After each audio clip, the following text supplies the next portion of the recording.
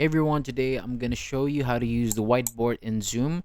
So the whiteboard is useful when you want to draw ideas, write notes, or explain something visually during a meeting. So to start, make sure your Zoom meeting is open, and at the bottom of the meeting window, click More, which is usually shown as three dots, and from the menu that appears, select Whiteboard, and then Zoom will then open a white canvas where you can begin writing or drawing. So once the whiteboard is open, you can use it like a digital notepad, and you can draw lines, circle important points, underline information, or type text for headings and notes. You can also use different colors to separate ideas, add simple shapes, arrows, boxes, or check marks to make your explanation easier to follow.